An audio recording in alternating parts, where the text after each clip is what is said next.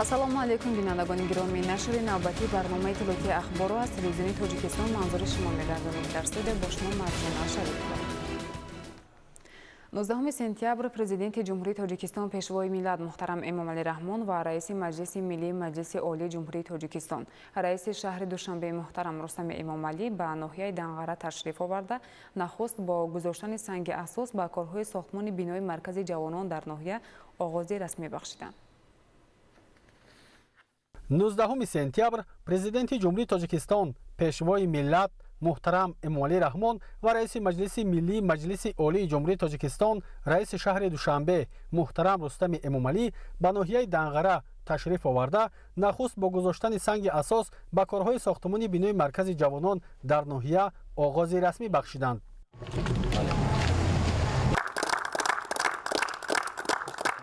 барои сохтмони бинои 7 ошонаи марказ бо таххона дар маркази ноҳия 18 садяк замин ҷудо гардидааст. зимни муаррифии лоиҳа ба сарвари давлат иттилоъ доданд ки дар ошонаи якуми бинои нав толори маҷлисӣ бо 200 ҷои нишаст, ошонаи дуюм ҳуҷраҳои кории маркази ҷавонон, бахши кор бо ҷавонон ва варзиш, иттифоқи ҷавонон ва як толори хурд барои суҳбату вохӯриҳо сохта мешавад. дар умум шумораи ҳуҷраҳои кории бинои сохташаванда 20 ададро ташкил менамояд ки оянда дар онҳо шароити муосири корӣ фароҳам хоҳад омад. марказҳои омӯзишиву тайёрии касбӣ, омӯзиши забонҳои хориҷӣ, китобхона, гӯшаи варзишӣ дар ошонаҳои аз 3 то 5 ва меҳмонхона бошад дар ошонаҳои 6-7 ҷой дода мешавад. воқеан ҳам ин марказ пеш аз ҳама барои баланд бардоштани ҳисси ифтихори миллӣ, татбиқи сиёсати давлатии ҷавонон, ҷалби ҷавонон ба касбомӯзӣ, пеш аз ҳама касбое ки ба талаботи бозори меҳнат ҷавобгӯ аст, омӯзиши забонҳои хориҷии ройгон дар оянда мусоидат хоҳад кард. иншооти мазкур дар доираи таваҷҷуҳу дастгирии ҳамаҷонибаи ҳукумати ҷумҳурии тоҷикистон нисбат ба ҷавонон сохта шуда, дар он ба маҳфилҳои пайравони пешвои миллат, эҷодкорони ҷавон ва ризокорон низ ҷой дода мешавад.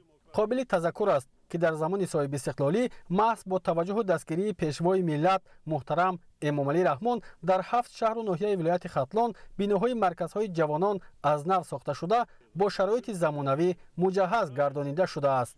иншооти соҳаи ҷавонон ва варзиш то ҷашни 35-солагии истиқлоли давлатӣ бо истифода аз масолиҳи баландсифати ватанӣ ва ҷалби бинокорони маҳаллӣ ҷавобгӯ ба талаботи замон сохта хоҳад шуд. президенти ҷумҳурии тоҷикистон муҳтарам Эмомалӣ Раҳмон аснои шиносоӣ бо лоиҳаи бинои нави маркази ҷавонон дар ноҳияи Данғара ба масъулон ва бинокорон барои босифат анҷом додани ҳама корҳои бунёдӣ дастуру маслиҳатҳои муфид доданд. дар ҳамин ҷо сарвари давлат муҳтарам Эмомалӣ Раҳмон бо масъулони бахши ҷавонони сатҳи ҷумҳуриявӣ, вилоятӣ ва ноҳиявӣ суҳбат намуда, онҳоро ба кори фаъол бо наврасону ҷавонон ва саҳмгузорӣ дар тарбияи ватандӯстиву хештаншиносии онҳо ҳидоят намуданд.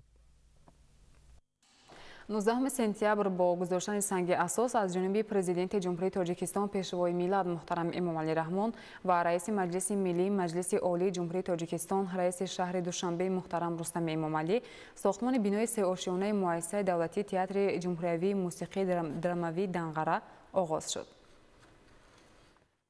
19 сентябр бо гузоштани санги асос аз ҷониби президенти ҷумҳурии тоҷикистон пешвои миллат муҳтарам Эмомалӣ Раҳмон ва раиси маҷлиси миллии маҷлиси олии ҷумҳурии тоҷикистон раиси шаҳри Душанбе муҳтарам Рустами Эмомалӣ сохтмони бинои сеошёнаи муассисаи давлатии театри ҷумҳуриявии мусиқии драмавии Данғара оғоз шуд. тибқи лоиҳа бинои театр аз 4 толори калон ва толору ҳуҷраҳои сершумори дигар иборат хоҳад буд ки дар умум дорои 1700 ҷои нишаст бояд шаванд. толори асосӣ дар ошонаи якуми бино ҷойгир шуда бо 1100 ҷои нишаст пешбинӣ шудааст.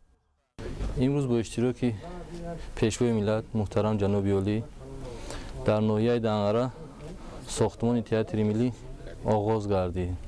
ин театр дар муҳлати муайян бо меъёрҳои сохтмонии театрии ҷаҳонӣ сохта ба истифода дода мешавад. дар ошонаи дуюм 2 ва дар ошонаи сеюм бошад 1 толори дигари намоишӣ сохта хоҳад шуд. ҳангоми муаррифии лоиҳаи бинои театр ба президенти кишвар муҳтарам Эмомалӣ Раҳмон иттилоъ доданд ки баландии толори асосӣ 18 метр шуда آن همچنین دارای جای نشستی ارکستر، دو صحنه پهلویی، صحنه پشت، حجره‌های مشق و تمرین و دیگر شرایط ضروری سطحی بین المللی خواهد بود. برای در سطح بلند کسبی آماده نمودن متخصصان رشته آوازخوانی، کارگردانی و نوازندگی در آشیانه سیوم بینا 11 سیمخانه تعلیمی تأسیس داده می شود.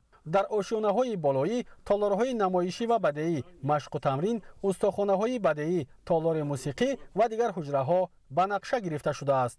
در تخانه بینای تئاتر، آثارخانه صنعت، کارگاه دوزندگی، انبار نگهداری لباس و سازهای موسیقی، نقطه لباسی وزکنی و دیگر حجره‌های تکنیکی ساخته خواهد شد. ما ساختمانچیان در دایره سپارش راهبر دولت پیشوای معظم ملت محترم امامعلی رحمان برای کارمندان ساحه فرهنگ شرایط بهترین فراهم می‌آوریم. در رفت ساختمان بینای تئاتر بیش از 150 نفر ساکنان محلی با کار موقتی و معاش خوب تأمین می‌شوند. در اساس لایحه صحن بینای تئاتر سبز و خرم گردانیده شده، توقفگاه برای واسطه‌های نقلیات و فواره‌ها بنیاد می‌گردد. تئاتر جمهوری موسیقی دراموی ناحیه دنغره با اسلوب خاص معماری ملی بنیاد شده با همه طلبات معاصر تئاترسازی جهانی مطابق خواهد بود. سرور دولت محترم امامعلی رحمان با لایحه بینای نو تئاتر شناس گردیده به بیناکاران و مسئولان برای در مهلت معین با سطح و صفت بلند انجام دادن کارهای بنیادی و به اهل فرهنگ ناحیه فراهم آوردن شرایط سازگار کار و ایجاد سفارش‌های مشخص دادند.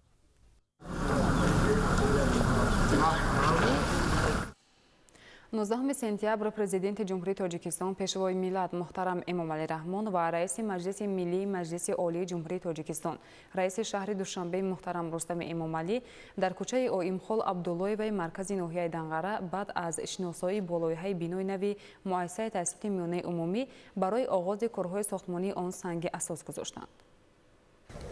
19 سپتامبر پرزیدنت جمهوری تاجیکستان پیشوای ملت محترم امامعلی رحمان و رئیس مجلس ملی مجلس عالی جمهوری تاجیکستان رئیس شهر دوشنبه محترم رستم امامعلی در کوچه به نام اویمخول عبداللهی و مرکز ناحیه دنغره بعد از شناسایی با لایحه بینای نو مؤسسه تحصیلات میانه عمومی برای آغاز کارهای ساختمانی آن سنگ اساس گذاشتند. ضمن معرفی لایحه به سرور دولت محترم امامعلی رحمان اطلاع داده شد که مکتب برای 3100 خواننده در دو بست پیش بینی شده پورا از حساب ساکنان ناحیه از جمله صاحبکاران وطن دوست بنیاد می‌گردد و تا سال تحصیل 2026-2027 به انجام رسانیده خواهد شد.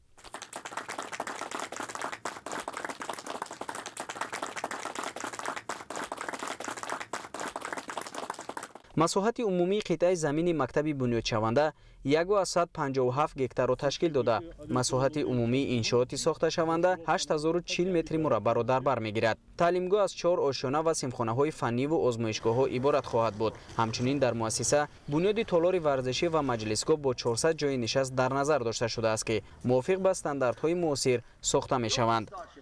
این مکتب معاصر از طرف کارخانه ما طرحریزی شده است با در نظر داشته همه استانداردهای ساحه معارف طرحریزی شده است که از سیمخانه‌های بسیار معاصر کلان، ورزشگاهی پوشیده، مجلسگاه و آشخانه‌های معاصر در این مکتب طرحریزی شده است. ما امیدوار هستیم که پس از ساختمان این مکتب تحصیلات میانه مشکلی نارسایی جایهای نشست در مرکز ناحیه دنغره پر از بین برود و این مکتب برای بلندبرداشتن ساحه معارف، بلندبرداشتن صفت تعلیم خدمت می‌نماید. پیشوای ملت محترم امامعلی رحمان ضمن شناسایی با لایحه مکتب به بیناکاران و تشبثکاران این اقدام نجیب برای با صفت بلند انجام دادن کارهای ساختمان و نظارت صفت محصولات استفاده شونده دستورهای مشخص دادند. صاحبکاران ناحیه برای دستگیری همیشگی راهبر دولت در سمت صاحبکاری و بخش خصوصی اظهار سپاس نموده وعده دادند که من بعد نیز تلاش می‌نمایند برای رشد و پیشرفت تاجیکستان عزیز سهم مناسب خود را گذارند. 19 سپتامبر پرزیدنت جمهوری تاجیکستان پیشوای ملت محترم امامعلی رحمان و رئیس مجلس ملی مجلس عالی جمهوری تاجیکستان رئیس شهر دوشنبه محترم رستم امامعلی در دهه رخشان زمین دهات کاریز ناحیه دنغره برای آغاز کارهای ساختمانی در بینای نو مؤسسه تأسیسات میانه عمومی سنگ اساس گذاشتند. 19 سپتامبر پرزیدنت جمهوری تاجیکستان پیشوای ملت محترم امامعلی رحمان و رئیس مجلس ملی مجلس عالی جمهوری تاجیکستان رئیس شهر دوشنبه محترم رستم امامعلی در دهه رخشان زمین دهات کارز ناحیه دنقره برای آغاز کارهای ساختمانی در بنای نوی مؤسسه تحصیلات میانه عمومی سنگ اساس گذاشتند. اقدام بنیادی بنای نوی ساحه معارف که برای 2160 خواننده در 2 بست پیش بینی شده است، در اساس هدایت‌های سرور دولت محترم امامعلی رحمان از جانب صاحبکاران ناحیه و اهالی دهات مذکور روی دست گرفته شده است. من بابازاده اسلامی‌دین همراه برادران خود و صاحبکاران دهه تصمیم گرفتیم که سیاست خیرتمندانه پیشوای معظم ملت رو سرمشق کار خود کرده در مرکز دهه رخشان زمین مکتب معاصری نو رو در مهلت معین ساخته و استفاده می‌دهیم. امروز پیشوای معظم ملت از لایحه انشاءات ما دیدن کرده دستور سپارش‌های مشخص دادند. ضمن معرفی لایحه اطلاع داده شد که انشاءات از 2 آشیانه و 5 بنا عبارت شده از 36 سیمخانه‌های تعلیمی، کتابخانه، مجلسگاه، تالار ورزشی، تالار بسکتبال، میدانچه فوتبال، آشخانه و دیگر انشاءات یاری رسان عبارت خواهد بود. اثنای شناسایی با لایحه سرور دولت محترم امامعلی رحمان به مسئولین دستور دادند که کارهای ساختمانی را با صفت بلند اجرا نموده تا ماه سپتامبر سال 2026 انشاءات را به استفاده دهند. در دهه رخشان زمین زیاده از 400 خواجگی استقامت میکنند. شماره اهالی روز تا روز زیاد گردیده ایستاده است و فرزندان مهنتکشان برای تعلیم گرفتن به مؤسسه نزدیک که بیش از 2 کیلومتر را در بر میگیرد در آنجا تحصیل میکنند. همین را به اینابت گرفتن صاحبکاران و جوانمردان دهه تصمیم گرفتند که در مرکز دهه یک بنای مؤسسه تعلیمی زمانوی ساخته به استفاده دهند. بعدی به استفاده دادن انشاءات ما آموزگاران را لازم است که مسئولیتی بیشتر حس کرده نسل نورس را در روحیه وطن دوستی و خویشتن شناسی تربیت نماییم. صاحبکاران به پیشوای ملت وعده دادند که کارهای ساختمانی را با جلب بهترین معماران شهرسازان وسعت بخشیده کوشش می‌نمایند که بنای نوی تعلیمی را در مهلت معین گردیده و با صفت بلند مورد بهره برداری قرار دهند. 19 سپتامبر پرزیدنت جمهوری تاجیکستان پیشوای ملت محترم امامعلی رحمان و رئیس مجلس ملی مجلس عالی جمهوری تاجیکستان رئیس شهر دوشنبه محترم رستم امامعلی راه ماشینگردی حسین شیخ خرمزمین ناحیه دنقره را به استفاده دادند. 19 سپتامبر پرزیدنت جمهوری تاجیکستان پیشوای ملت محترم امامعلی رحمان و رئیس مجلس ملی مجلس عالی جمهوری تاجیکستان رئیس شهر دوشنبه محترم رستم امامعلی راه ماشینگرد حسین شیخ خرمزمین ناحیه دنقره را به استفاده دادند. رحمت کلان این کار ثواب کردید، کار خیر کردید و 7 پشتون ثواب می‌رود. حج صدقه همش همین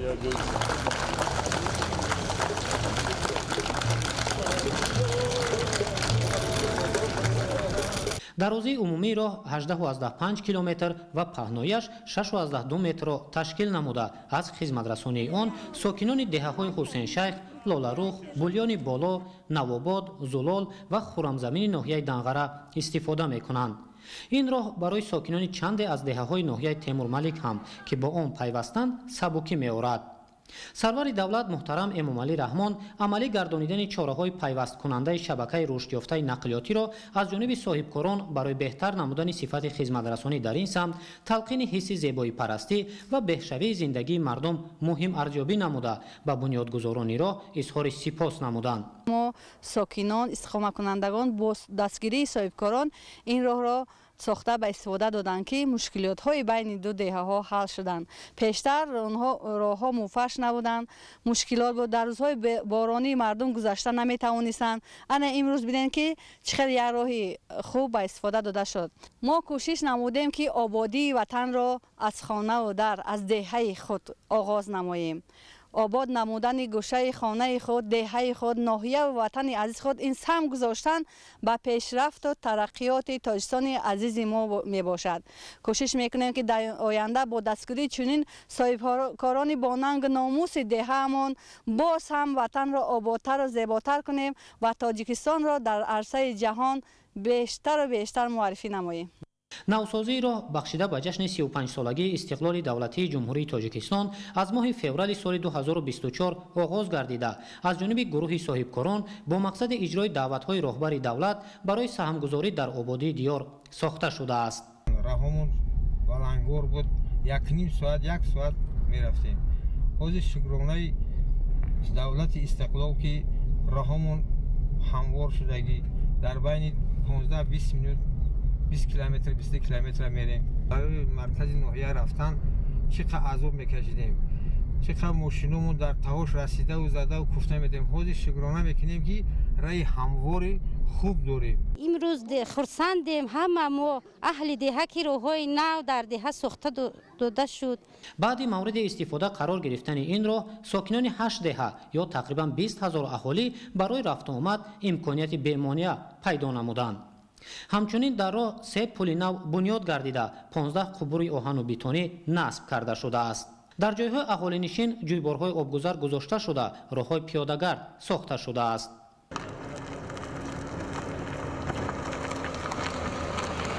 ёдовар бояд шуд ки вазъи роҳ аз деҳаи ҳусейншайхи деҳоти корез то деҳаи хуррамзамини деҳоти исмат шариф нигаронкунанда буд ва ҳамарӯза ронандагону мусофирон аз 8 деҳаи ноҳияи Данғара ин роҳро бо машаққати зиёд тай менамуданд. азму иродаи қавӣ муттаҳидӣ дар атрофи сиёсати созандаву бунёдкоронаи сарвари давлат ва иродаи мустаҳками соҳибкорони ҳиматбаланди ноҳияи Данғара дар ободии диёр ба бунёди ҳамин гуна роҳи ҷавобгӯ ба талабот мусоидат кард. дар як муддати кӯтоҳ роҳҳои кандаву валангоршуда аз сари нав сохта шуданд ва ин роҳҳоро савр ки дар қатори ин дар паҳлӯи ин роҳҳо пиёдараҳо сохта шуд ки мардум озодона бо роҳи мошине бо пиёдараҳа кӯдакон ба мактаб мераванду меоянд.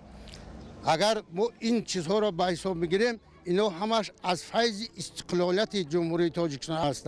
насби истгоҳҳои ва шинонидани гулу бутаҳои ороишию сояафкан дар шафати роҳи ҳусейншайх хуррамзамин аз омодагии комил ба ҷашни 35 солагии истиқлоли давлатӣ ва маърифати баланди зебоипарастӣ шаҳодат медиҳад. сохтмони ҳамин роҳро аз моҳи марти соли ҷорӣ оғоз кардем.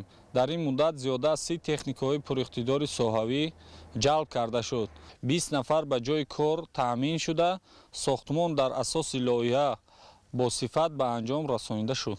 ин роҳ солҳои 70 кардагӣ буд. ҳамин роҳҳо қариб ай фаъолият монда буд. мо мисол азоб мекаштем, хитоб мекаштем, мерафтем, не ки имрӯз шукронаи истиқлолият деҳаи мо ҳозирда ба як шарча мубаддал гардид. мо мардуми деҳаи ҳусейншайх дар бари соҳибкорон рост исторда сар аз як гиребон бароварда мо шоҳроҳро соз кардем. инчунин дар доираи сафари кории президенти ҷумҳурии тоҷикистон пешвои миллат муҳтарам эмомалӣ раҳмон ба ноҳияи Данғара роҳи деҳаи сафобахш бо дарозии наздики 4 километр ба истифода дода шуд. ин тадбири муҳим аз ҷониби соҳибкорон ва сокинони маҳаллӣ анҷом дода шуда равшаннамои роҳ низ таъмин карда шудааст. мо сокинони деҳа иқдом гирифтем бо соҳибкоро ки деҳаи худро якдаста шудаву якҷоя шуда обод кунем. имрӯз маълум шуд ки самараи хуб дод. то имрӯз мо тамоми раи деҳаро сохта гирифтем. писандии сокинони деҳа ҳадду ҳудуд надорад, чунки ҳама озодона рафтуомад мекунанд ва бо роҳҳое ки мунфарш карда шудааст ба мактабҳо ва ба дигар ҷойҳо рафтуомад мекунанд. натиҷаи тадбирҳои ободонӣ дар самти бунёду навсозии роҳу пулҳо нишон медиҳад ки имрӯз намояндагони бахши хусусӣ ва сокинони ноҳияи Данғараи вилояти Хатлон даъватҳои сарвари давлат муҳтарам Эмомалӣ Раҳмонро ҷиҳати саҳмгузорӣ дар ободии диёр ба таври намунавӣ иҷро мекунанд. ин қадар роҳи ободӣ, мактаб, ин қадар кӯчаҳои зебо, ин қадар ободу зебогардониҳо шукр мегӯем. шукри салолият мекунем, шукри қадар ободиҳо мекунем, шукри пешво мекунем ки با ما این قدر شرایط ها را مهیا ساخته است. در دایره تطبیق نقشه‌چاربینی‌های جشن 30 سالگی استقلال دولتی در ناحیه دنغره از جانب صاحبکاران ناحیه 6 پل ماشینگذار بنیاد کرده شده 143 کیلومتر را اسفالت‌پوش و زیاده 310 کیلومتر سنگ فرش کرده شده است.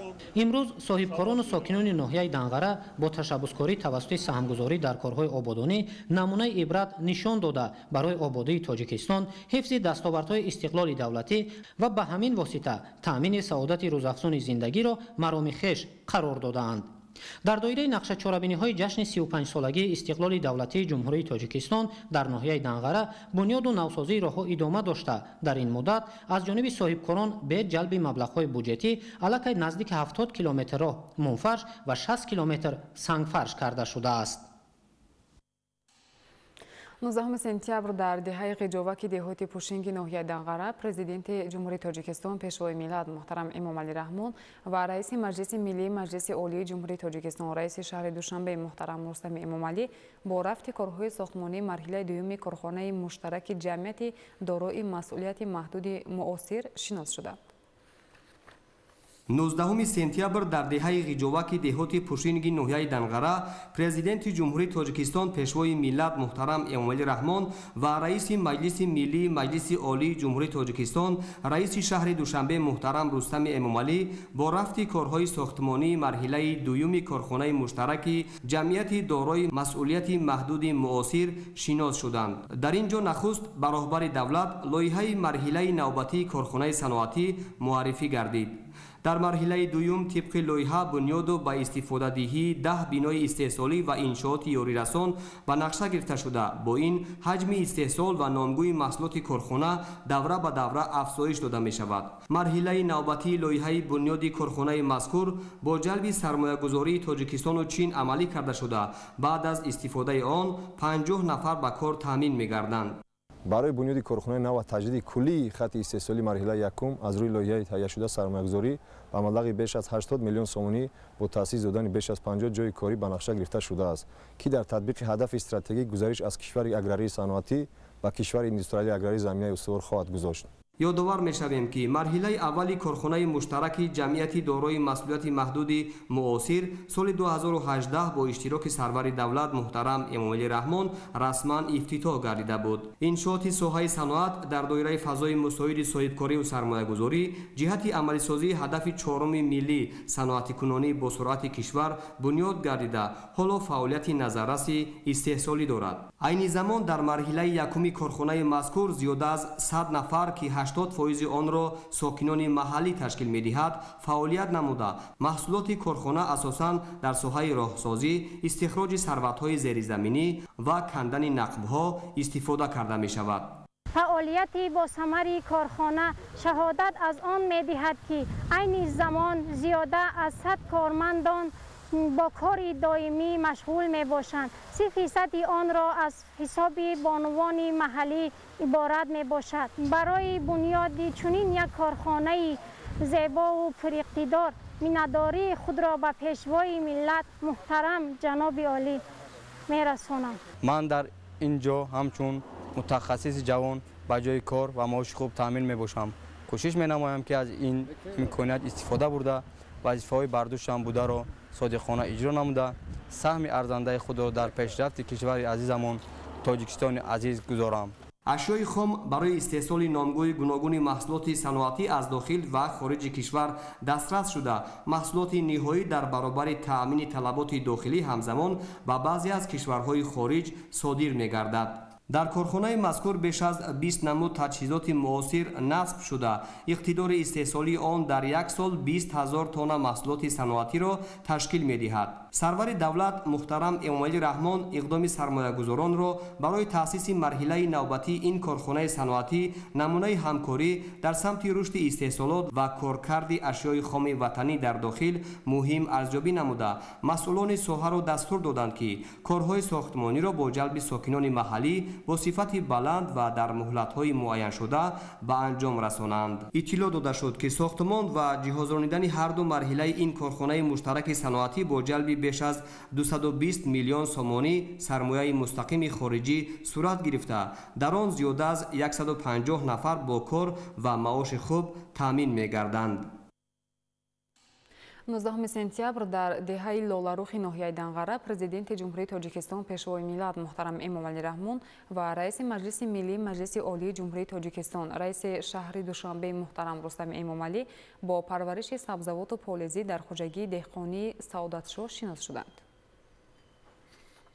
19 سپتامبر در دهه لالارخ ناحیه دنغره پرزیدنت جمهوری تاجیکستان پیشوای ملت محترم امامعلی رحمان و رئیس مجلس ملی مجلس عالی جمهوری تاجیکستان رئیس شهر دوشنبه محترم رستم امامعلی با پرورش سبزوات و پالزی در خواجگی دهقانی سعادتشاه شناس شدند. میدان عمومی خواجگی 40 گکتار را تشکیل نموده استحصال غله‌دانه، سبزوات، پالزی و خوراک چاروا سمت‌های اساسی فعالیت اهل زحمت آن را تشکیل می‌دهد. از میدان عمومی خواجگی 25 گکتارش آبی میباشد. سرور دولت محترم امامعلی رحمان زحمتکشان را به استفاده وسیع امکانیت‌های طبیعی برای استحصال نعمت‌های مادی، بلند برداشتن ثمرانوکی زمین و گرفتن چند حاصل از یک قطعه هدایت نمودند. طور ذکر گردید این سال دوم است که کشاورزان بعد آبیاری شدن زمین‌های این موضع به زراعتکاری مشغولند. آبیاری پیاز به طور قطرگی به راه مانده شده است. فراهم گشتن شرایط مساعد حاصلناکی را بلند برداشته است. در همین جا با پرزیدنت جمهوری تاجیکستان پیشوای ملت محترم امامعلی رحمان همچنین دستاوردهای کشاورزان ناحیه معرفی کرده شد. طور عیان شد استفاده مفید از باد و هوای امساله، وسیع‌کنی امکانیت‌های استحصالی از حساب زمین‌های نو و گرفتن چند حاصل از یک قطعه به افزایش نشاندادهای استحصالی در سال 2024 باعث گردیده است. امسال کشاورزان ناحیه دنغره در میدان 26886 گکتار غله‌دانه، 1027 گکتار کارتوشکا، 1617 گکتار سبزوات، 1539 گکتار پالزی، 5018 گکتار پخته و دیگر نمود زراعت کش نمودند. زحمت پیوسته، رعایت اگرتکنیکای پرورش و در استحصالات افضلیت دادن به استفاده تکنولوژی معاصر افزایش نشاندادهای استحصالی را تأمین نموده است. سرور دولت محترم امامعلی رحمان با نتیجه دستاوردهای کشاورزان ناحیه بهای بلند داده مسئولین دخلدار ساحه و مهنتکشان را به استفاده پوره امکانیت‌های طبیعی، بلند برداشتن نشاندادهای استحصالی و ذخیره مواد غذایی برای 2 سال آینده وظیفه دار نمودند. سرمشق فعالیت قرار دادن دستور سپارش‌های سرور دولت امکان فراهم آورد که توسط وسیع‌کنی میدان کشت از حساب زمین‌های بیکار خوابیده، گرفتن چند حاصل از یک قطعه و بلند برداشتن حاصلناکی افزایش نشاندادهای استحصالی در ناحیه دنغره تأمین کرده شود. همین است که امروز کشاورزان ناحیه دنغره در تامین بازار استعمالی با محصولات تر و تازه کشاورزی، صادرات محصولات به دیگر دولت‌ها و تامین امنیت آذوقه‌واری سهم نمایان می‌گذارند. از ناحیه دنغره به دیگر دولت‌ها علاوه هزارها تن محصولات تر و تازه کشاورزی صادر کرده شده است. سال 2023 مجموع عمومی محصولات کشاورزی ولایت ختلان 35.3 میلیارد سومانی را تشکیل نموده بود که از این 2 میلیارد و 550 میلیون سومانی یا 7.2% به ناحیه دنغره راست می‌آید. در 8 ماه سال 2024 مجموع عمومی محصولات کشاورزی ناحیه دنغره به 1.7 میلیارد سومانی برابر شده است که در مقیاس ولایت بلندترین نشانداد به حساب می رود.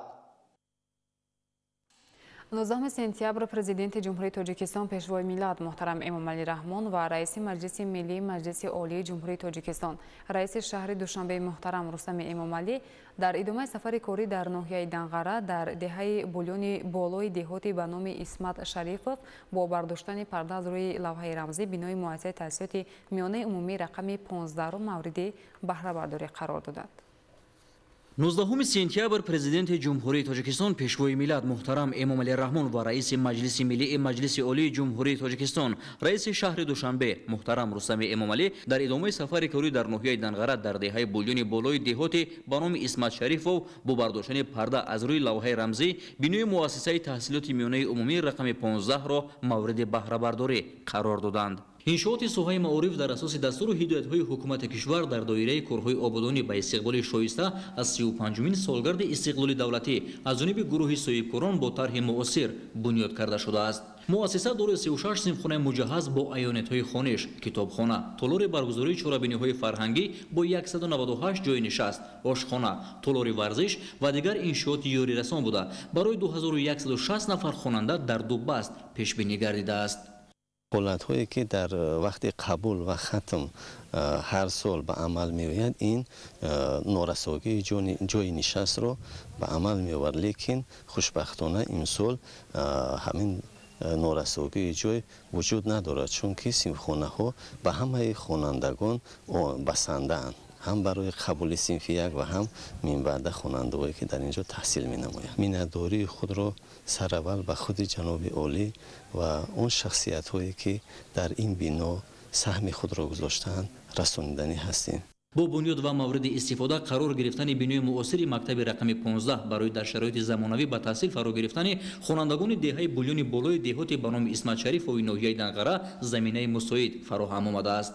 رحمانова ماهرخسار هستم، خواننده صنف 11 این مؤسسه. منتداری خود را به اساس گذار صلح و وحدت ملی پیشوای معظم ملت محترم امام علی رحمان می رسانم که برای ما خوانندگان چنین مؤسسه زیبا و زمانوی با تمام شرایط های دوران معاصر تحفه نموده است.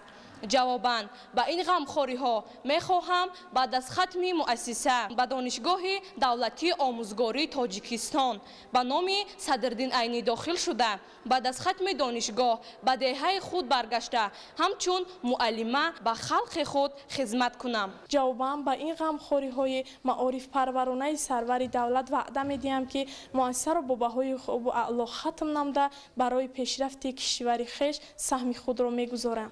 با تاکید سرور دولت محترم امام علی رحمان امروز به علم و نوآوری، تکنولوژی‌های اطلاعاتی و کمونیکاسیونی و تشکل جهانبینی تکنیکی قدمی به پیش گذاشته نمی شود. صنفخانه‌های شیمیا، بیولوژی، فیزیک، گئوگرافیا، ماتماتیک و اساسهای کار با کامپیوتر در این تعلیمگاه با مهمترین تکنولوژی و دیگر واسطه‌های معاصر مجهز کرده شده است که این تدبیر برای جلب نسل نورس به علم‌های دقیق نقش مؤثر می‌گذارد. تأسیس و جهازانیدن صنفخانه‌های تعلیم مهنت با مهمترین دستگاه و تجهیزات ضروری امکان می‌دهد که خوانندگان در برابر آموزش علم‌های زمان معاصر همچنین از نازکی‌های هنرهای مطابق به طلبات بازار مهنت برخوردار گردند. در این صنفخانه‌ها هیئت آموزگاران صاحب تخصص با استفاده از شرایط و امکانات فراهم شده کارکرد چوب و آهن و دیگر هنرها از جمله نقش و نگار و گلدوزی را به شاگردان آموزش می‌دهند. سرور دولت محترم امام علی رحمان بعد شناسایی با شرایط خوب تعلیم و تدریس در انشاءات نو ساحه معارف به اقدام صاحبکاران وطنی در سمت بنیاد این انشاءات بهای بلند داده چون این تشبسات را در سمت تحکیم و تقویت زمینه مادی تکنیکی معارف نوین ملی مؤثر ارزیابی کردند. یادآور میشیم که در زمینه توجه و غمخوری‌های دائمی پیشوای ملت محترم امام علی رحمان به ساحه علم و معارف دوام بیشتر از 13 سال اخیر در مرکز و جماعت و دهات ناحیه دنقره 77 مؤسسه تعلیمی از جمله 11 انشاءات با سهم و اقدام صاحبکاران و شخصان وطن دوست بنیاد و مورد استفاده قرار گرفته است. طبق معلومات امروز در 88 مؤسسه تعلیمی ناحیه دنقره نزدیک 52,000 خواننده در شرایط معاصر به تحصیل فرا گرفته شده است.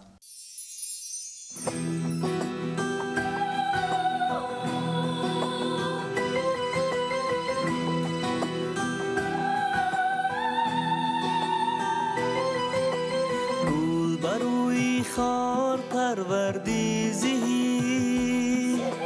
سول بحری مردم آوردیزی کی نمی را گوش کرد از خاطرت داری آینی جوان مردیزی داری آینی جوان مردیزی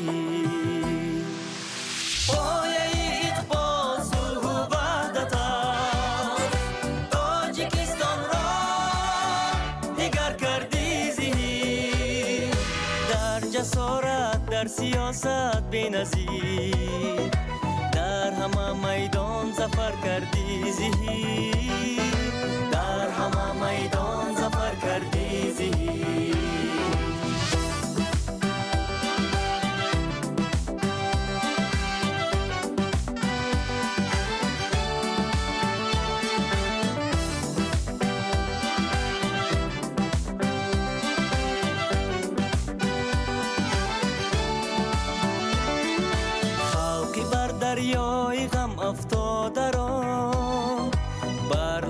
ساحل برآوردی زهی در رعیت پروری مثلی تو نیست بر همه همراز و همدردی زهی بر همه همراز و همدردی زهی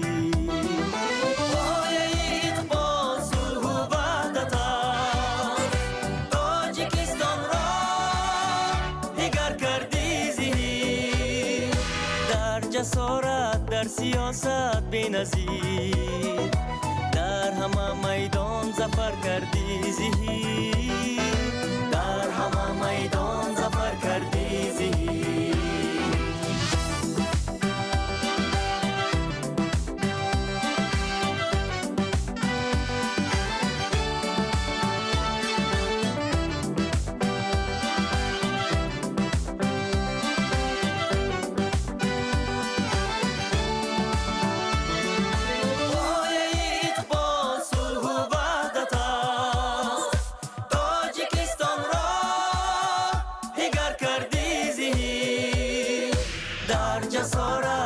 سیاست بی‌نظیر در همه میدان ظفر کردی زهی در همه میدان ظفر کردی زهی صلح بهر مردم آوردی زهی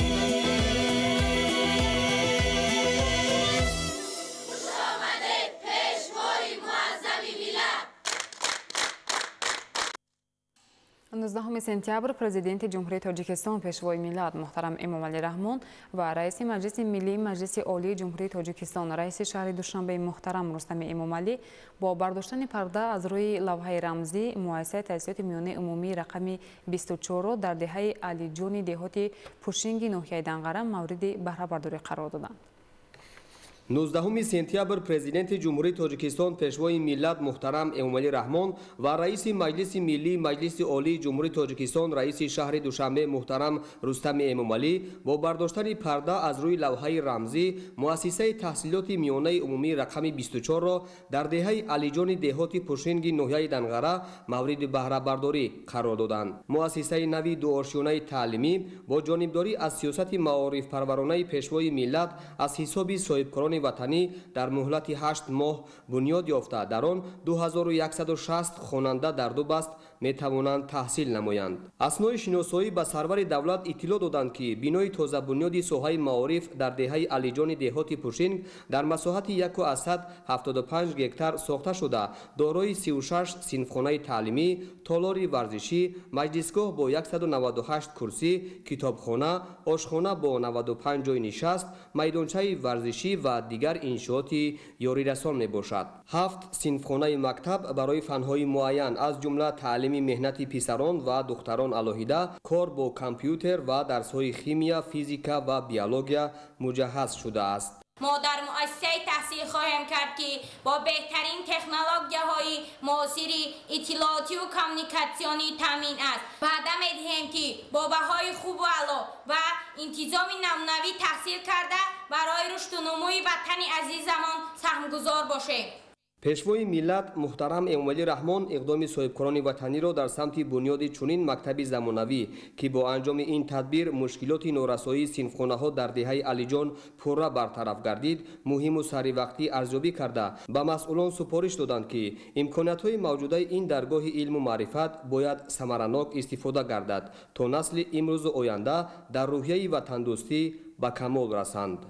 من جمشیدزاده شکریه جمشید خواننده سیفینا مینداری خیش را به اساسگذاری صلح و وحدت ملی پیشوای معظم ملت محترم امامعلی رحمان میرسانم که برای ما خوانندگان چنین مکتب‌های نو و زمانوی به استفاده دادند.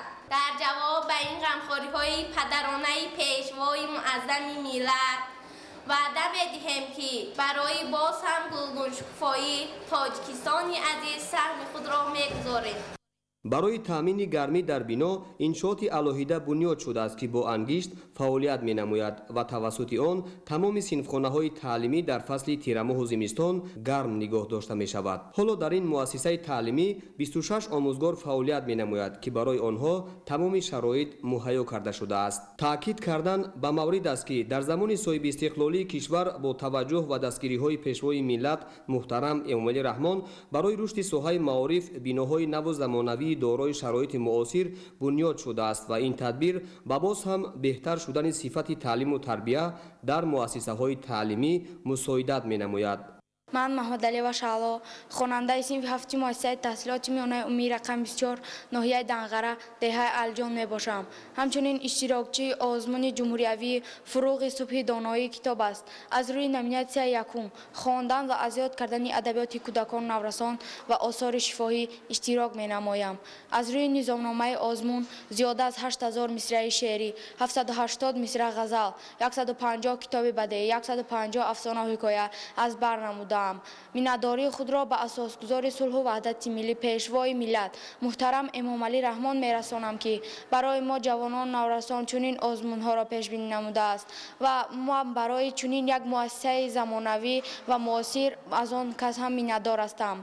در شفت بینا همزمان میدانچه معاصری ورزشی بنیاد شده است. در دایره تدبیرهای آبادانی گرد و اطراف بینای مؤسسه با شینانیدن درختان سایه‌افکن و سبزکاری زیبا و نظرربا گردیده است. به نهایت خوشحالم، منتدارم و جواباً به این ما آموزگاران کوشش میکنیم که شاگردان تربیت نماییم که برای دولت، برای ملت سهمی باسزا گذارند. با جانبداری از سیاست سازنده و بنیادکارانه پیشوای ملت محترم امامعلی رحمان صاحبکاران ناحیه دنغره ولایت ختلان باز عزم دارند که چنین تدبیرهای بنیادکاری را در دیگر دهه‌ها به انجام رسانند.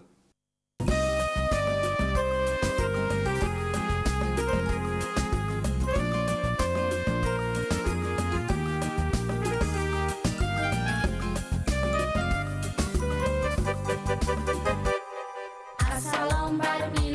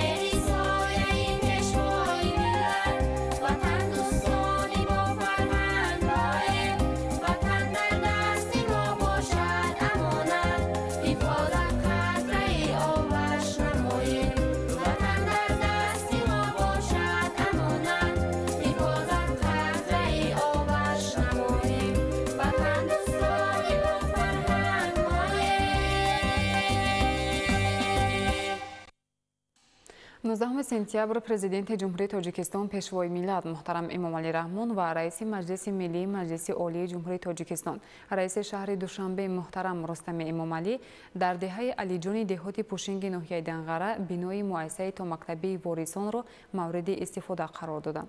انشاءات نوبنیاد از جانب صاحبکاران وطندوست ناحیه در پیروی از سیاست معارف پرورانه سرور دولت محترم امامعلی رحمان در مساحت زیاده از 1 هکتار بنیاد یافته است.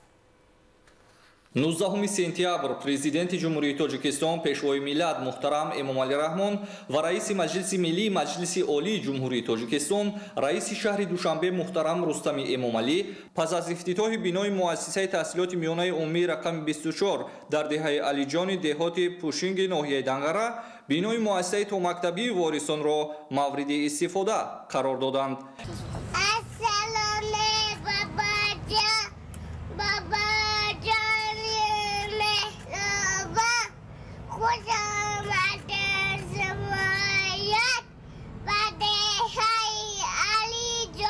رحمت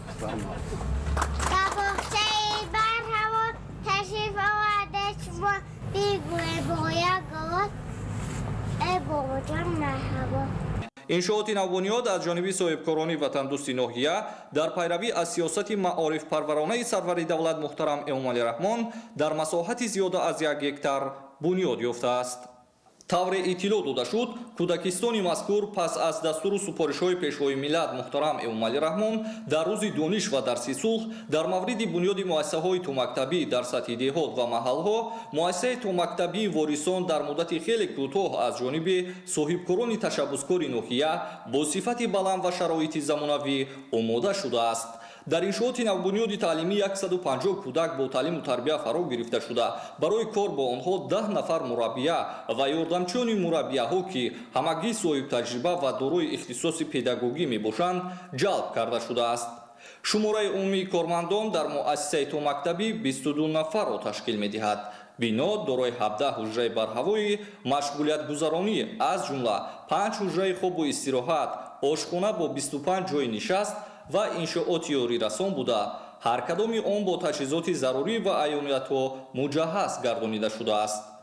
طی سالهای صاحب استقلالی کشور در ساحه معارف دگرگونی‌های عظیم به وقوع پیوسته‌اند که این همه از غمخوری‌های پدرانه اساسگذار صلح و وحدت ملی پیشوای معظم ملت پرزیدنت جمهوری تاجیکستان محترم امامعلی رحمان شهادت می‌دهد. بنیاد گشتن مؤسسه تعلیمی تا مکتبی در دهه‌ها با طرح زمانوی دارای تمام شرایط‌ها برای نسل نورس مخصوصاً کودکان از جهت بلند برداشتن سطح دانش آنها زمینه با اعتماد است. هدف اساسی ما مربیان نیز تربیت نسلی باسواد است که برای عملی گردیدن این هدف‌ها از تمام شرایط‌ها با ثمر استفاده می‌بریم. ما مربیان کودکستان افتخارمند هستیم که در ده ما چنین یک مؤسسه تا مکتبی آباد و زیبا و به طلبات زمان معاصر بنیاد گردید. به حس بلندی مسئولیت شناسی بهر تربیت کودکان جد و جهد نموده به قدر نعمت‌های بی‌بها به مثل استقلالیت دولتی، وحدت ملی، وطن آباد و آرام و ارزش‌های فرهنگی خویش برسیم. در صنفخانه‌های مشغولیت گذرانی با مقصد تشکل و انکشاف ذهنی کودکان و تربیت آنها در روحیه وطن‌دوستی و خویشتن‌شناسی شرایط و امکانیت‌های مساعد موجود است. بنای کودکستان با شبکه متمرکز گرم‌دهی پیوست بوده حجره‌های ضروری با آب گرم تأمین می‌باشد. در مؤسسه روند تعلیم و مشغولیت‌ها با زبان‌های تاجیکی، روسی و انگلیسی به راه مانده شده برای بیدار ساختن ذوق استتیکی دوسترویکان تالار موسیقی نیز فعالیت می‌نماید.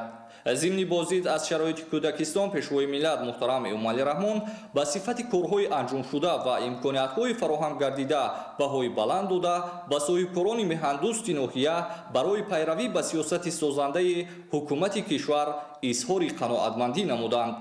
صحن بنای مؤسسه تو مکتبی واریسان با درختان و گل و بوته‌های آرایشی و همیشه سبز آراسته بوده درآمدگاه آن با پشتاق جالب و نظربا که از جانب معماران با ذوق و سلیقه بلند آرایش یافته است برای بیدار ساختن حسی زیبایی دوستی دوسترویکان مؤثر است. همزمان در صحن بنا 2 ایوانچه تابستانه برای گذرانیدن مشغولیت‌های تربیت گیرندگان ساخته شده است.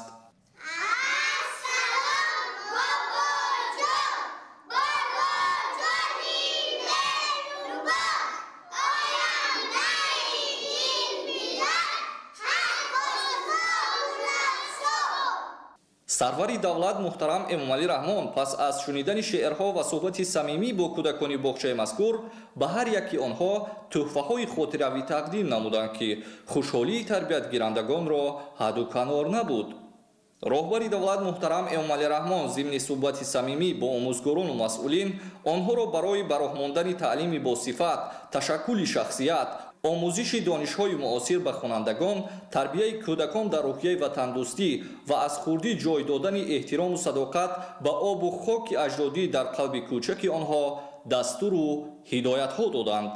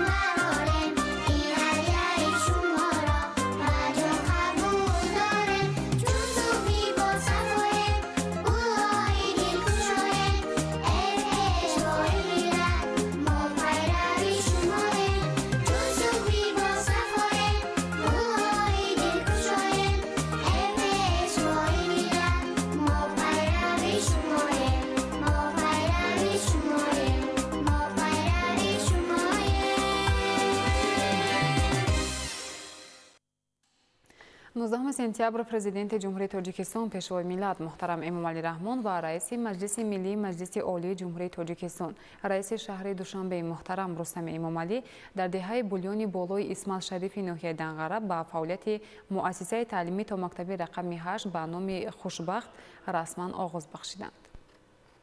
19 сентябр президенти ҷумҳурии Тоҷикистон пешвои миллат муҳтарам Эмомалӣ Раҳмон ва раиси Маҷлиси миллии Маҷлиси олии ҷумҳурии Тоҷикистон раиси шаҳри Душанбе муҳтарам Рустами Эмомалӣ дар деҳаи бульёни болои деҳоти ба номи Исмаил Шарифови ноҳияи Данғара ба фаъолияти муассисаи таълимии то мактабии рақами 8 ба номи Хушбахт расман оғоз бахшиданд.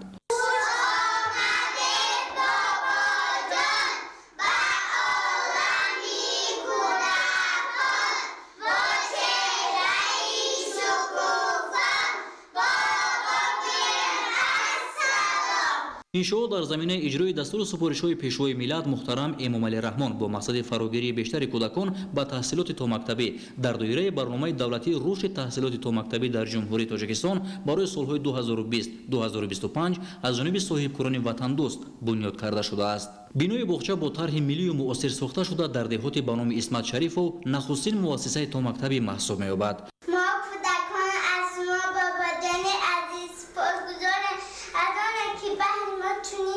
باغچه نو زمانوی را مهیا نمودند. کوشش میکنم که پیروان صادق شما باشد. از سپاس ما را قبول نمایید بابا جان عزیز. کودکستان برای 100 نفر پیش بینی شده. رمد تعلیم در آن با جلب 10 نفر مربی صاحب تخصص با زبان‌های تاجیکی، روسی و انگلیسی به راه مانده می شود. صحنه بینی را گل‌های آرایشی زینت داده، ارغنچک و دیگر واسطه‌های استراحتی و فراغتی پیش بینی شده برای دستوریکان به محیط این موضع زیبایی دیگر می بخشد. پرزیدنت جمهوری تاجیکستان محترم امامعلی رحمان اثنای شناسایی با شرایط فراهم گردیده در باغچه برای در دهات مهیا نمودن چنین امکانات به صاحبکاران اظهار سپاس نموده. از جمله ابراز داشتند که تحصیلات تا مکتبی برای تشکل قابلیت ذهنی نورسان مرحله خیلی مهم به حساب می رود. تاکید کردن به مورد است که وسط چنین عملهای وطن دوستانه می تواند در سمت اجرای طلبات استراتژی ملی رشد جمهوری تاجیکستان برای دوره تا سال 2003 در خصوص فراگیری هرچه بیشتر کودکان به تحصیلات تا مکتبی نقش گذارد. سرور دولت محترم امامعلی رحمان از مسئولان دعوت نمودند که تعلیم و تربیت را در سطح ضروری به راه مانده کودکان را در روحیه وطن دوستی، افتخار ملی و ارزش‌گذاری به مقدسات ملی تربیت نمایند. حکومت جمهوری تاجیکستان به بنیاد مؤسسه‌های تا مکتبی توجه مخصوص می‌دهد و برای دسترسی به تحصیلات با صفت، تامین شرکتی دولت و بخش خصوصی در کشور برنامه رشد مؤسسه‌های تا مکتبی و تحصیلات عمومی خصوصی برای سال‌های 2022-2027 تصدیق گردیده است. در اساس این برنامه بنیاد 264 مؤسسه تا مکتبی خصوصی در کشور پیش بینی شده است.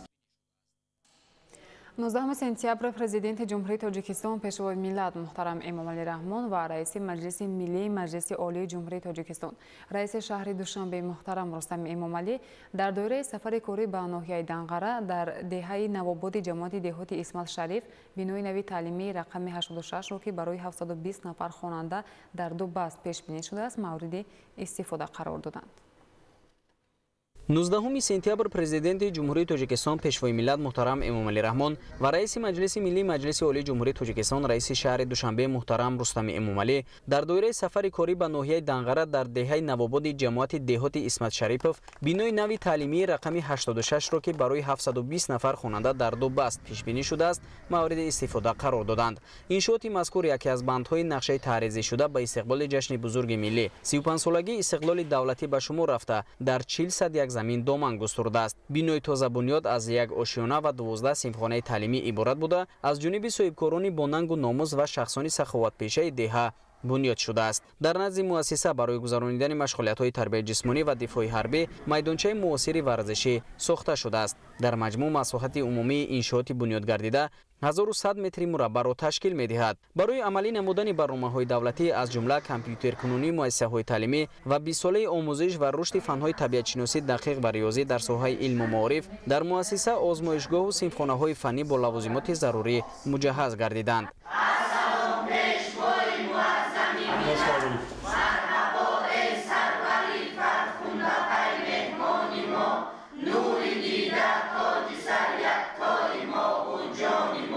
برای به مشکلی گذرانیدن فصل سرما در مؤسسه خط برق علاهیده نصب گردیده بنا همچنین با شبکه یگانه گرم‌دهی پیوست می باشد. صحن و اطراف مکتب سفالک پوش و سبزکاری شده قامت افروختن آن نمای دهه را شکوهی تازه بخشیده است. قابل به ذکر است که کارهای بنیادی در مؤسسه مذکور ماه مارس سال 2024 آغاز گردیده آن را بینوکاران محلی بنیاد کردند و تمام محصولات استفاده شده استحصال کارخانه‌های صنعتی وطنی می باشد. پیشوای ملت محترم امامعلی رحمان ضمن شناسایی به صاحبکاران و اهالی دهه نوآباد برای چنین همت جوانمردانه اظهار منتداری نموده اقدام مذکور را نمونه عبرت و شایسته تحسین خواندند. اطلاع داده شد که در برابر بنیاد مؤسسه همچنین از جانب صاحبکاران و اهالی دهه راههای حدود محله در مساحت 4000 متر مربع اسفالت پوش و در مسافت 4 کیلومتر چراغان کرده شده است که از دهه نوآباد تا دهه بولیان بالا طول می‌کشد. قابل به ذکر است که در دهه نوآباد دهاتی اسمت شریف فی ناحیه دنقره 184 خواجگی عمر به سر میبرند. از سال 1965 تا این دم نبودن مکتب باعث به آن میگردید که کودکان دهه برای تحصیل 3 کیلومتر راه را طی نموده به همسایه دهه بولیان بالا روند. نبودن راهی هموار و به طلبات جوابگو نیز باعث نگرانی ساکنان گردیده بود. اکنون بعد افتتاح مکتب نو و مجهز با تمام لوازمات خوانش مشکلات چندین ساله باشندگان دهه نوآباد برطرف شد. اهل معارف ناحیه دنغره به سرور و راهنمای خود جهت دستگیری همیشگی کارمندان علم و معارف و مهیا ساختن شرایط خوب زندگی اظهار سپاس نمودند. تاکید گردید که آموزگاران را ضرور است در تعلیم و تربیت فرزندان مردم و در روحیه وطن دوستی و خویشتن شناسی به کمال رسانیدن آنها سهم مناسب گذارند، زیرا تاجیکستان دولت جوان است و به کادرهای صاحب تخصص نیاز دارد. 19 سپتامبر در دهه بولیان پایانی دهات اسمت شریف ناحیه دنغره پرزیدنت جمهوری تاجیکستان پیشوای ملت محترم امامعلی رحمان و رئیس مجلس ملی مجلس عالی جمهوری تاجیکستان رئیس شهر دوشنبه محترم رستم امامعلی مؤسسه تحصیلات میانه عمومی رقم 11 را مورد بهره برداری قرار دادند. 19 سپتامبر در دهه بولیان پایان دهات اسمت شریف ناحیه دنغره پرزیدنت جمهوری تاجیکستان پیشوای ملت محترم امامعلی رحمان و رئیس مجلس ملی مجلس عالی جمهوری تاجیکستان رئیس شهر دوشنبه محترم رستم امامعلی مؤسسه تحصیلات میانه عمومی رقم 11 را مورد بهره برداری قرار دادند. این مؤسسه تعلیمی در دایره دستور و هدایت‌های راهنماساز پیشوای ملت از جانب صاحبکاران محلی در مساحت 123 هکتار بنیاد گردیده تحفه ارزنده به ساکنان این دهه در آغاز سال نوی تحصیل ارزیابی گردید. انشاءات مذکور از 2 آشیانه عبارت بوده برای 2160 خواننده در 2 بست پیش بینی شده است. باید گفت که اهالی دهه مذکور 4500 نفر را تشکیل داده. قبلا خوانندگان در بنای کهنه و خرده که سالهای 30 عصر گذشته بنیاد گردیده بود تحصیل می‌کردند. با زیاد شدن اهالی ضرورت بنیاد مؤسسه نو زمانوی به وجود آمد که اینک با اقدام نیک صاحبکاران عملی کرده شد. 36 صنفخانه و دیگر حجره‌های کاری با تجهیزات تعلیمی و شرایط مساعد برای آموزگاران و خوانندگان جهازانیده شده است که من بعد کودکان با استفاده از این امکانات معاصر دانش خود را تکمیل می‌دهند. راهبر دولت اقدام صاحبکاران محلی را در سمت بنیاد مؤسسه‌های تعلیمی مهم ارزیابی نموده آن را عمل عبرت بخش و شایسته تحسین ارزیابی نمودند. در مؤسسه تحصیلات میانه عمومی رقم 11 کتابخانه هم موجود است که دارای ادبیات‌های بدیعی و تعلیمی بوده.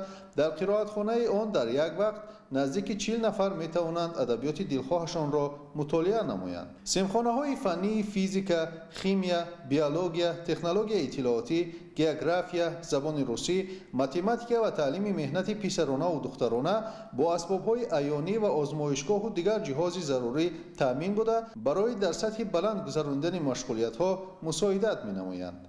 مجلسگاه مؤسسه تعلیمی که دارای 198 جای نشست است برای گذراندن هر گونه چاره‌بینی‌های فرهنگی و معرفتی پیش بینی شده است. با پرزیدنت جمهوری تاجیکستان محترم امامعلی رحمان اطلاع دادند که در انشاءات مذکور یک تالار ورزشی برای بازی‌های والیبال، بسکتبال و فوتبال نیز موجود است که حجره عوض لباس، حجره مربی و انبار برای نگهداری اسباب‌های ورزشی هم دارد. همچنین در صحن بنای مذکور با 3 میدانچه دیگری ورزشی برای فوتبال، والیبال و دیگر نمودهای ورزش مجهز با تجهیزات ضروری موجود است. سیستم گرمایدهی متمرکز با استفاده از انگشت امکان می‌دهد که صنفخانه‌ها در فصل زمستان گرم و براحت باشند. صحن حولی این انشاءات ساحه معارف سبزکاری و سفالک پوش کرده شده، همچنین راه مکتب و دیگر راه‌های همشفت آن اسفالت پوش کرده شده است. کارهای ساختمانی در این مؤسسه تعلیمی ماه مارس سال 2024 آغاز گردیده در مدت 6 ماه با سطح و صفت بلند با استفاده از مصالح ساختمانی با صفت محلی بنیاد کرده شد.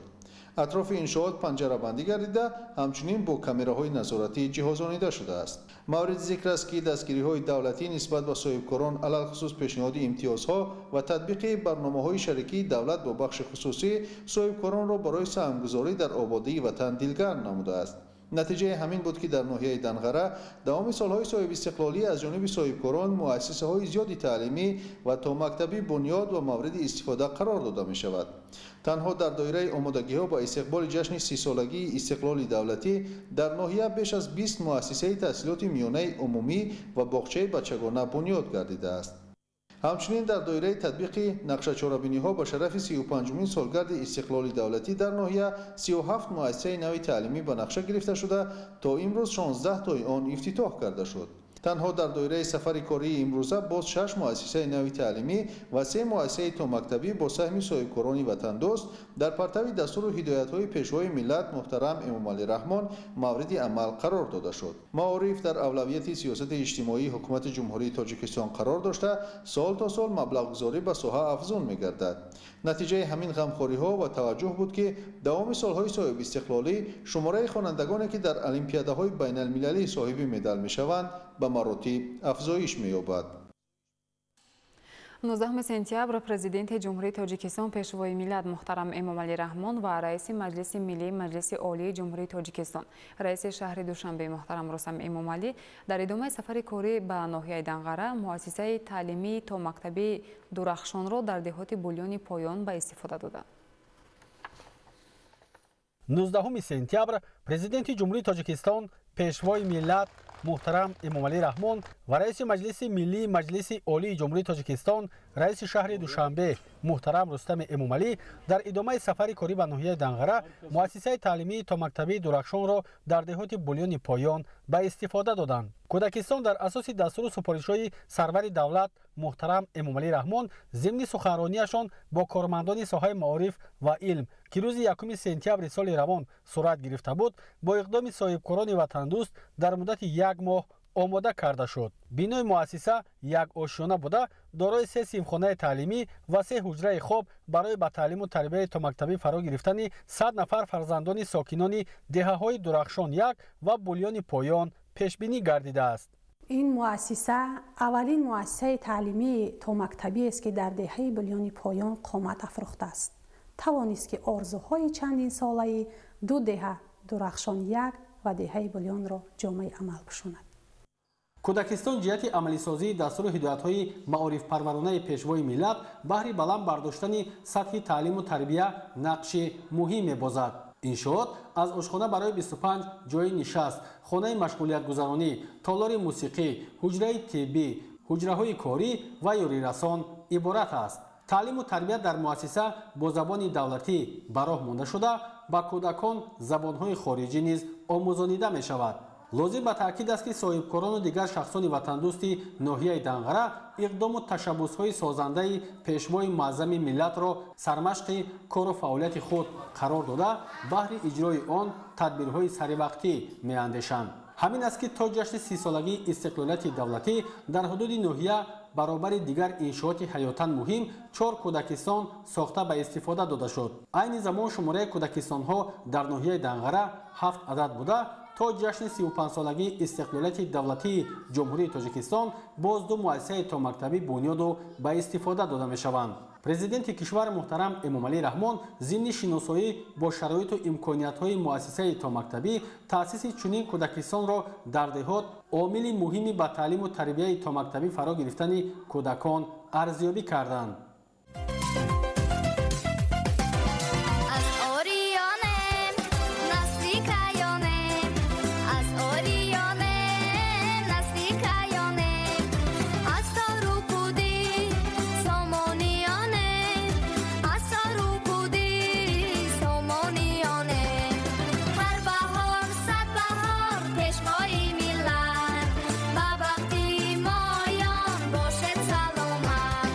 بابا